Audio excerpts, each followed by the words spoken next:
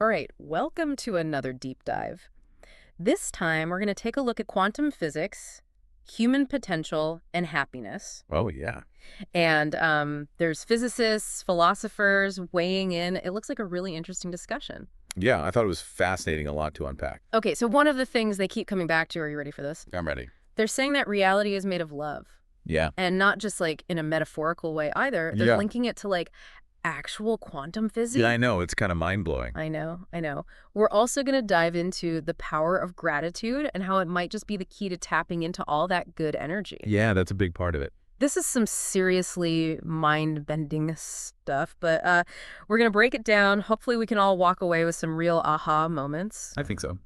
So they're saying that the very fabric of reality at its smallest, most fundamental level Yeah. is made of love. It's crazy. Right. I am all for a more loving universe, but like, how does that even work? Right. Well, it's really interesting. What's so interesting about this video is the way that they connect love, something that we usually think of as an emotion, Right. with the hard science of quantum physics. Right. It's not just fluffy, feel-good stuff. Yeah. They're grounding it in some pretty serious principles. So they're saying that everything in the universe at its core is energy and vibration. Yeah. And the driving force behind all that energy, the source of it all, is what these experts are calling love. It's powerful, this unifying force. Yeah. So it's not just atoms holding things together, Mm-hmm. but love. That's a pretty huge idea. It is. It's huge. It's kind of a radical concept when you think about it. Does this tie in with anything from, say, like spiritual traditions? I feel like I've heard of a life force concept before. Absolutely, yeah. Yeah. Ancient traditions like Hinduism, Taoism have been talking about this for centuries. Right. Think of prana, which is this vital life force in yogic traditions, Yeah. or Tao, the fundamental principle of reality in Taoism. Right. They're all kind of pointing toward this interconnected web of energy. And this video is suggesting that science might be catching up to what these ancient wisdom traditions have been saying all along. Wow, so it's like modern physics is validating ancient wisdom. I love that. They use that great example of a tiny seed becoming a forest in the video. Right. It feels really relevant here. It is. It's the perfect illustration. Right. Because you have this tiny seed, seemingly insignificant, but it contains the potential for an entire forest. Right. And that potential is driven by this inherent energy, this love that's woven into the fabric of reality. Wow. And just like that seed, we have immense potential within us too, Right. powered by that same force. That's a pretty inspiring way to look at it. But if everything is connected by this love, like how do we tap into it? Right. How do we actually make use of it? That's where gratitude comes in. And this is where the video gets really fascinating. They suggest that gratitude isn't just a passive feeling of thankfulness. Yeah. It's an active, dynamic force that can actually transform our reality. So it's not just about like feeling grateful, but actually expressing it, putting it out there. Exactly, yeah. But how does expressing gratitude actually do anything? Well, the key is understanding that gratitude is a form of love in action. Okay. When we express gratitude, we raise our vibration, emitting a positive frequency that attracts more positive experiences and people into our lives. Okay. It's like tuning into a different radio station when it's playing all your favorite songs. Okay, that makes sense. And they brought up the law of resonance here, right? Yes. You attract what you are, not what you want. That's right. I've heard that before, but it always felt a bit vague. Sure. How does that actually connect to quantum physics? That's where things get really, really mind-bending. Think about the concept of entanglement in quantum physics. It's this idea that two particles can be linked, even if they're miles apart. Right. And what happens to one instantly affects the other. Okay. It's like they're part of the same invisible web, Yeah. just like everything in the universe. So are they saying that our gratitude is like one of those entangled particles influencing the entire web of reality? Yeah, it's not a perfect analogy, Okay. but it gets at the core idea. Okay. Our thoughts and feelings, especially gratitude, have a ripple effect, influencing the energy around us and shaping the reality we experience. Wow. So it's not just about like feeling good. Right. It's about actively participating in creating a better reality Yes. for ourselves and everyone around us. That's the point. That's powerful stuff. Hold on, there's a lot of negativity and competition in the world. Does that contradict this whole idea of a love-based reality? That's a great question. And The speakers in the video actually address that head on. They argue that competition is often rooted in a limited worldview, a scarcity mindset, where we believe there's not enough to go around. Okay. This creates fear, which drives us to compete for resources, opportunities, even attention. So they're saying it's not that love isn't there, it's that we're blocking it with our Yeah. fear and scarcity mindset. Exactly. Also, Quantum physics actually points to a universe of infinite possibilities, right. not scarcity. But we often get stuck in this dog-eat-dog mentality that's been programmed into us by society. Yeah. It's like we're playing a game Uh-huh. with a limited rule set when the reality is Right. there are no limits. Right, right. They give this interesting example, Okay. comparing competitive sports Uh-huh. to practices like Tai Chi or Qigong, Right. where the focus is on inner harmony and personal growth, not on beating an opponent. So instead of battling it out, we can actually achieve more by working together Potentially, yeah. and tapping into that infinite potential. I'm starting to see how this could be a real game changer. It is. It's a paradigm shift. So it's not just some hippie ideal. It can actually lead to tangible results. They gave some really compelling examples in the video. That's incredible. So this is making me think a lot about the power of our choices. We're not just victims of circumstance. We have more agency than we realize, right? Absolutely. And one of the most fascinating insights from the video is how our brains process negation. Apparently, we're wired to focus on what we don't want, Oh, interesting. which can actually reinforce those negative patterns. So instead of saying, I don't want to be broke, Right. we should be saying, I want to be financially abundant. Exactly. I've heard that before, but now I'm seeing the science behind it. Yeah, it's not just about positive thinking. It's Yeah. about aligning our thoughts with the reality we want to create. Okay, yeah. And this ties into the idea of collapsing the wave function in quantum physics. Okay. It's a complex concept. Yeah. Essentially, it means that our observations and choices influence the possibilities that become our reality. It's like we have this menu of infinite possibilities, Right. and we get to choose which one we experience. Okay, so we're not just passively observing reality. Right. We're actively participating in shaping it with I think our so. thoughts, beliefs, actions. That's both empowering and a little daunting, to be honest. I think so. I think it's both. Yeah. Okay. Stay tuned, folks. This is about to get really interesting. Okay, so we're back and ready to dive even deeper. We've talked about the universe being made of love, gratitude as this powerful amplifier and how our choices shape reality. But how do we actually live this? How do we integrate these mind-blowing concepts into our everyday lives? Yeah, that's the million-dollar question, isn't it? It's one thing to grasp these ideas intellectually, Right. but quite another to actually embody them, to really live them. Right, right. The video offered some practical steps, which I thought were quite helpful. Okay, lay it on me. How do we go from quantum theory to real-world application? Well, they emphasized three key practices: Okay. spending time in nature, Okay. connecting with our hearts, Okay. and practicing meditation. Meditation. I have to admit, the image of me sitting cross-legged on a mountaintop isn't exactly my everyday vibe. I hear you. Uh-huh. And the video actually addressed that misconception. They weren't necessarily talking about traditional meditation. What they meant was cultivating a state of love and gratitude, Right. quieting the mind and connecting to that deeper sense of oneness. So it's more about the inner state than the outer form. Exactly. Okay. Even just taking a mindful walk in the park could count. Yeah, absolutely. Yeah. It's about being present, appreciating the beauty around you, and feeling that sense of connection to something bigger than yourself. And here's the really cool part. There's actually scientific evidence to support this. Oh, wow. The video mentioned research showing that our brains function optimally when we're in states of love and joy. So it's not just about feeling good. It's actually good for us on a physiological level. Yeah. That's amazing. It makes you wonder what we're doing to ourselves when we're constantly stressed out and negative. It's a great point. When we're stuck in fight or flight mode, our bodies are flooded with stress hormones like cortisol, which just wreaks havoc on our systems. Right. Cultivating love and gratitude isn't just some fluffy spiritual practice.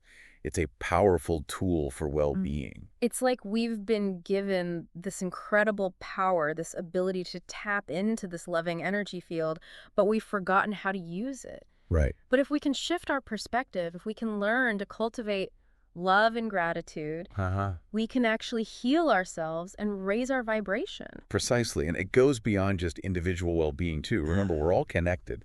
When we raise our vibration, it has a ripple effect on the world around us. Like we're all part of this giant web, Right. and our energy is constantly influencing one another. Yeah. So by choosing love and gratitude, we're not just helping ourselves, we're helping everyone. That's the beauty of it. The video also touched on something really, really fascinating. Okay. The idea of accessing a field of infinite intelligence. Okay. They suggested that solutions to problems, creative insights, even knowledge can be channeled from this field. Wait, hold on. Are they saying we can, like, download information from the universe? That sounds like something straight out of the Matrix. It might sound far-fetched, but there are countless stories of people who have experienced this. Really? They even shared an anecdote about a speaker who would literally talk to the spirit of a problem to channel solutions for a project. Okay, I'm going to need a little more convincing on this one. It's hard to wrap my head around it. How do we know we're not just making things up? That's a valid question. Yeah. It's important to approach these ideas with discernment. Right. Not every random thought is a divine download. Right. But the video emphasized the importance of aligning ourselves with love and integrity and trusting our intuition. It's about learning to recognize that still, small voice within. So if we're coming from a place of ego or like trying to manipulate things for personal gain, we're probably not going to be channeling anything worthwhile. Exactly. It's about aligning our intentions with the highest good for ourselves and others. It's about tapping into that universal wisdom that's available to all of us, not just a select few. This is making me think about all the ways we've been conditioned by society to believe things that might not be true. Like, we're taught to compete, to strive for success, to always be on. Could that be blocking us from accessing this field of infinite intelligence? They touched on that too. Yeah. The idea that we've been programmed with certain beliefs and behaviors that might be limiting our potential. But, we have the power to break free from those limiting beliefs and create a new reality based on love, abundance, and joy. That's a powerful thought. But it also feels like a huge task. Like, how do we even begin to unravel all that conditioning? It starts with awareness, recognizing those limiting beliefs and choosing to challenge them. The video emphasized that even small shifts in perspective can have a ripple effect. It's not about achieving some perfect state of enlightenment. It's about taking small steps each day to cultivate more love and gratitude. So it's about focusing on the good, Yeah. appreciating what we have, and trusting that the universe has our back. I can get on board with that, but there's one question that keeps nagging at me, that whole forgiveness thing they brought up. Yes. Yeah. The big one. Yeah. If the universe really is made of love and we're all interconnected, does continually forgiving those who cause harm actually perpetuate the cycle of negativity? Yeah, it feels like a contradiction. Like, if we keep forgiving, aren't we just letting people off the hook and allowing them to keep hurting others? It's a profound question. Yeah. And honestly, one I'm still grappling with myself. They didn't offer a clear-cut answer in the video, which I found frustrating at first. Right. But I'm starting to see the wisdom in that. It's a question that deserves deep contemplation. So what are your thoughts? How do we reconcile forgiveness with the reality of evil in the world? Well, perhaps it's not about condoning harmful actions, but rather about releasing the anger and resentment that keep us trapped in the cycle of pain. Okay, Forgiveness as a way to liberate ourselves, not to let someone off the hook. that makes sense. It's about choosing to focus on healing and moving forward rather than clinging to the past. It's about shifting our energy away from negativity and towards something more positive and constructive. But what about justice? Does forgiveness mean we just ignore wrongdoing? That's where things get even more complex. Yeah. And that's a conversation we'll need to continue in the next part of our deep dive. All right, welcome back to the deep dive. So we've been exploring this amazing video you sent about how love might be the fundamental energy of the universe. It's a powerful idea. It is a huge idea. We've covered gratitude, how our choices shape reality, even the idea of channeling infinite intelligence. Right. And just when I thought it couldn't get any deeper, we landed on this question of forgiveness. It's a big one, isn't it? Yeah. It's definitely a challenging topic. It is. It is. And we ended the last part talking about forgiveness as a way to liberate ourselves from anger and resentment. Right. But the question remains, how does that fit into a world where we also need justice and accountability? Right, because saying, like, just forgive and forget feels way too simplistic when there's real harm being done. Sure. Like, it feels like we're letting people off the hook. I think that's where the idea of personal responsibility comes in. Forgiveness doesn't mean condoning harmful actions or ignoring the need for justice. Right. It's about choosing to not let the negativity consume us, to not become victims of the hurt that's been inflicted upon us. So it's more about our internal state than about the other person. It's about Right. freeing ourselves from the pain, not about excusing their actions. Exactly, exactly. Think about it like this. Holding on to anger and resentment is like drinking poison and expecting the other person to die. Oh, wow. Yeah. It harms us more than it harms them. Right. Forgiveness is about choosing to lay down that burden. That that makes sense, but doesn't true justice require like consequences for harmful actions? It does. How does that fit in with forgiveness? Well, forgiveness and justice don't have to be mutually exclusive.